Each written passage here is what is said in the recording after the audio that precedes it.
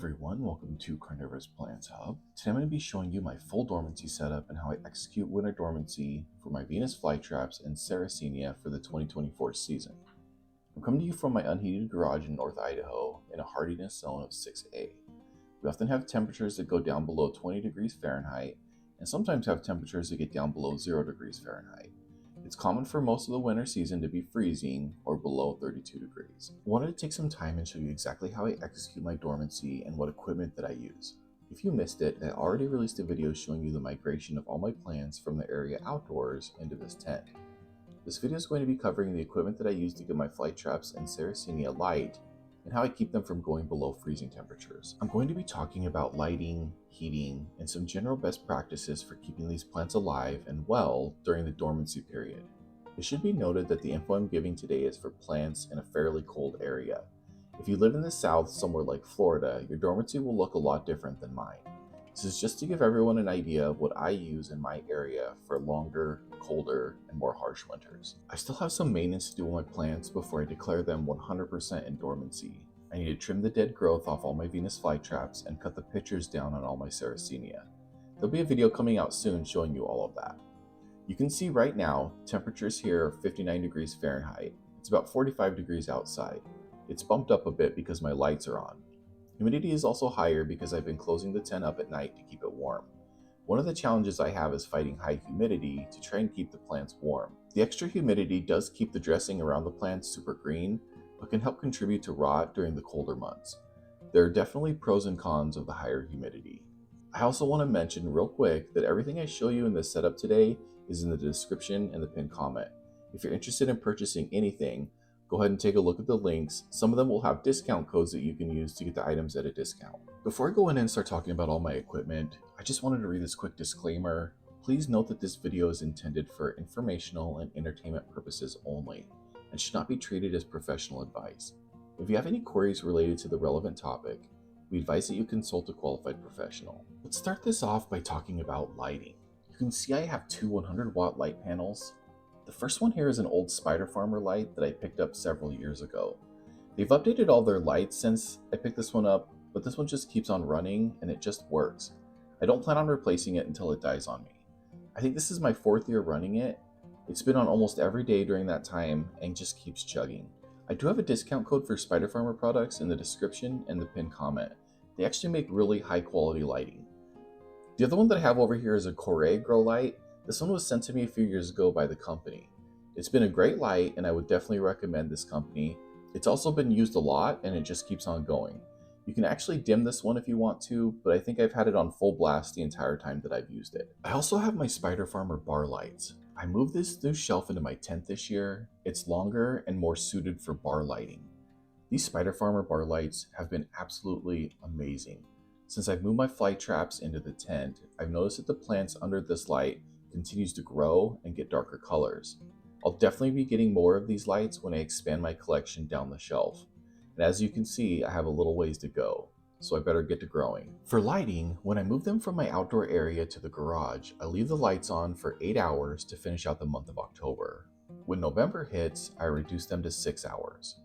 When December hits, I reduce them to 4 hours. I leave my lights on a 4-hour timer for the remainder of dormancy. Usually around mid-March, I move them back up to 6 hours, and then in April up to 8 hours. Then in May, I move it up to 10 hours. From there, as soon as it's consistently above freezing during the nighttime, I move them back outside. Usually that's close to June. Oh man, I still have so much to show you, but before I show you the fan, the heater, the tent, and the timer, I really just want to thank you so much for being here. Make sure to pour some water on the like button and subscribe to help my channel grow. I've recently started selling my own Venus flytrap substrate that also works for other carnivorous plants. I also am selling pings along with a special Pinguicula substrate mix. I'm also selling high quality planters and other carnivorous plant accessories. Please support my small business by heading over to my store and seeing if there's anything that sparks your interest. My hottest seller right now is the Venus flytrap substrate and planter repotting kit. I'm having a hard time keeping the substrate and planters in stock.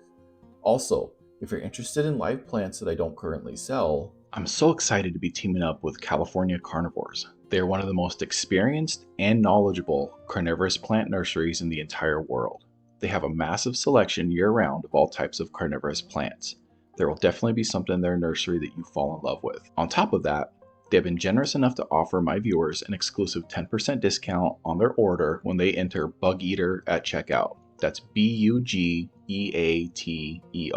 Bug Eater.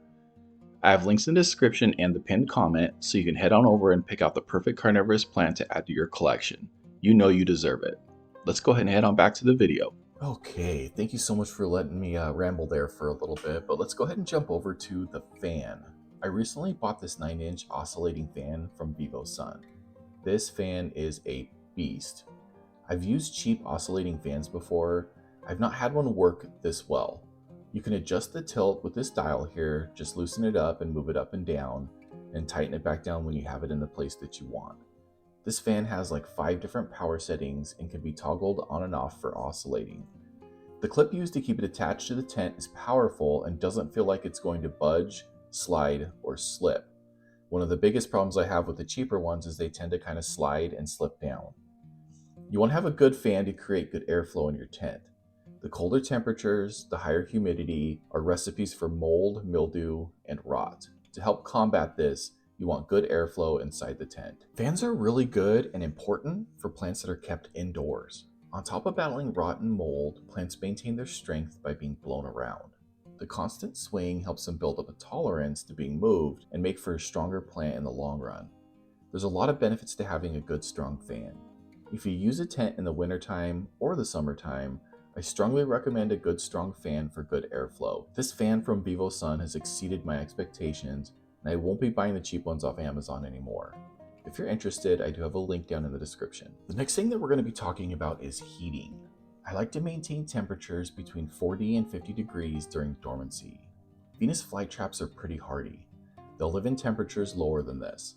They're able to survive freezing temperatures as long as they aren't frozen all winter. However, I strive for an ideal situation. In my experience, they seem to do the best long term if you can keep them between 40 and 50 degrees, as this is their typical temperatures that they will be at in their native habitat. To help maintain these temperatures, I have to use a heater. This is a greenhouse heater made by Sun. It has 2 different power options. It has the 1500 watt output and the 750 watt output. I usually keep the heater on the lower option, which is the 750 watt output, as I don't need it to come on super often. It also has just the fan option, so if you needed to just circulate some air in the warmer months, it can definitely do that as well. It's also fully tiltable, which means it's easy to point the heater in the direction that you want it. When you combine this heater with the optional thermostat, you now have the ability to set a temperature, and the heater will automatically come on when the temps get below a certain point. This little sensor here reads the temperatures and can tell the heater when to come on. Mine is currently set to 40 degrees. If the tent goes below 40, this heater will turn on. It'll then turn off again when the temperatures exceed 40 degrees. Usually, this heater would not come on unless we have temperatures outside in the 20s and lower.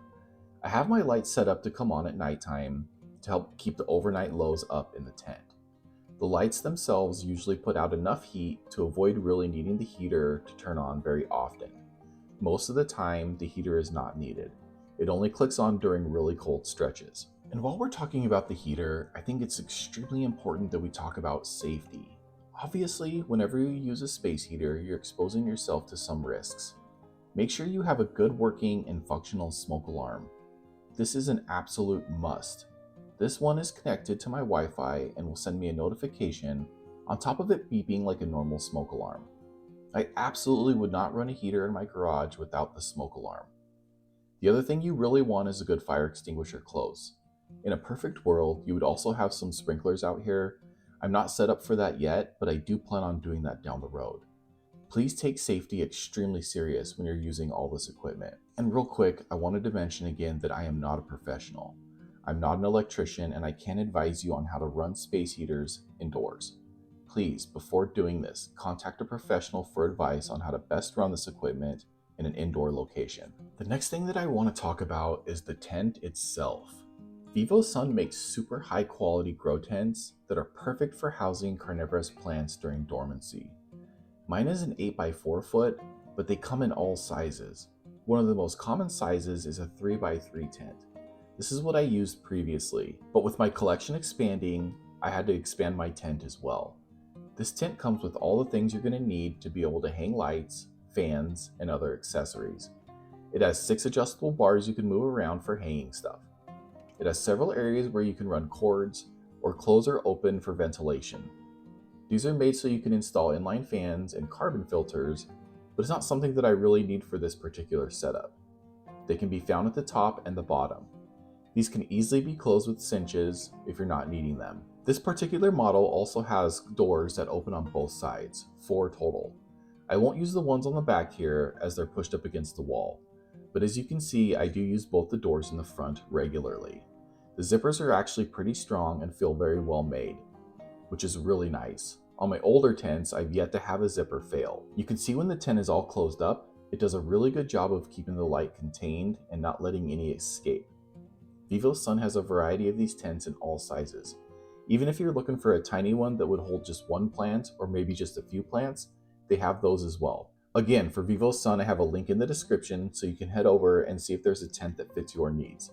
They're having some really awesome sales right now for Black Friday, so it might be worth heading over and taking a look. And of course, to bring it all together and to make everything work, you're going to need some kind of a timer and surge protector with multiple outlets. I have this BN Link surge protector and timer. This thing is awesome. I'm absolutely in love with this timer and surge protector. You have a row of 4 outlets that are set on a timer, and then you have a row of 4 outlets that you can set to always on. This makes things so much easier. My fan and heater are always on while my lights are plugged into the timer. Without a cool timer like this, you'd have to have 2 separate devices to do all of this for you. I've actually purchased a few of these for all my tents now. I just won't use anything else. You just set the timer on this little dial, then click down the tabs for when you want the timer to trigger. It's simple to set up and super easy to use, but extremely effective for what I need. If you have any questions about my setup, please leave a comment below. I try really hard to answer all my questions if I can. Popping up on the screen right now is the first video in this series. It shows you how I migrated all these plants from the outdoor area into this tent. Please make sure to check it out. Like and subscribe so you can be notified when my next dormancy video comes out. I'm going to be showing you how to prepare your plants. Thank you so much for stopping by today, and I really hope to catch you in my next video. Bye.